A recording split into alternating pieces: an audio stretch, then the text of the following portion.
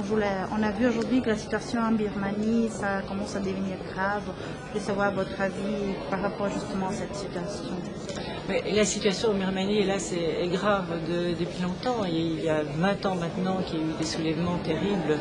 Et vous savez, au Parlement européen, on pense beaucoup à la Birmanie pour le moment parce qu'on va élire un nouveau prix Sakharov.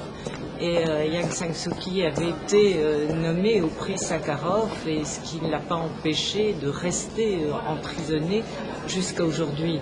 Donc je pense qu'au-delà de l'émotion qu'on a, et je trouve que c'est très émouvant d'ailleurs de voir que des religieux, des moines sont en train aujourd'hui de faire une révolution dans la rue, et qu'ils osent le faire.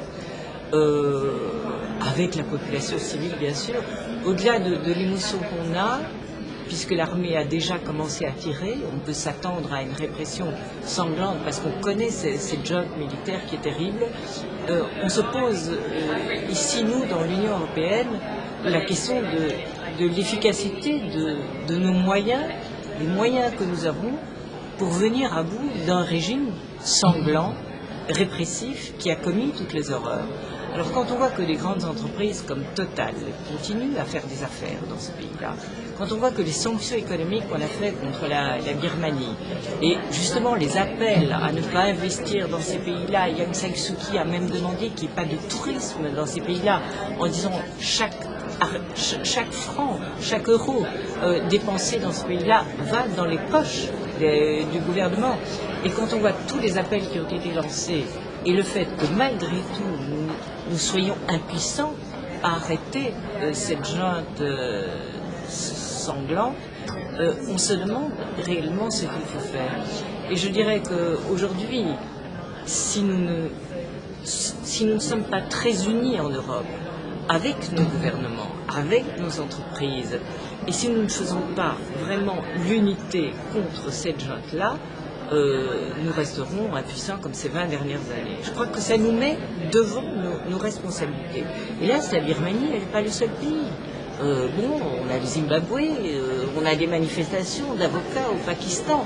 Et chaque fois que l'on voit des dictatures qui continuent à prospérer malgré la population civile qui se lève, et que nous voyons que nous ne sommes pas capables d'amener un changement, je crois que ça nous amène à réfléchir sur une sorte d'impuissance de l'Union européenne comme soft power. Mais alors, justement, par rapport à ça, ça ne vous étonne pas qu'aux Nations Unies, justement, dans ces jours-là, on n'a pas eu ni une votation, ni... Ça vous étonne? Non, ça ne m'étonne pas. Oui, mais quand vous savez que la Birmanie, c'est aussi le pays du pétrole, quand on voit que la Chine, qui a tellement besoin de pétrole, soutient la Birmanie, que l'Inde soutient la Birmanie, que la Russie, un petit peu aussi, quand on voit que ces pays-là sont derrière, et la Chine n'est tout de même pas le pays des droits de l'homme. Bon, la Russie, je ne veux pas attaquer la Russie, mais enfin, il y a tout de même aussi beaucoup encore à faire de ce côté-là. Les Nations Unies, elles aussi, parfois se posent la question de leur impuissance. Et ce n'est pas la première fois que le Conseil de sécurité des Nations Unies est bloqué par une grande nation. Enfin, les États-Unis bloquent tout de même toutes les résolutions à propos de la Palestine. Donc nous avons tous nos faiblesses, nous, Union européenne, Nations Unies. Je crois que nous devons être capables tout de même de parler encore haut et clair et de dire qu'il faut arrêter ces criminels.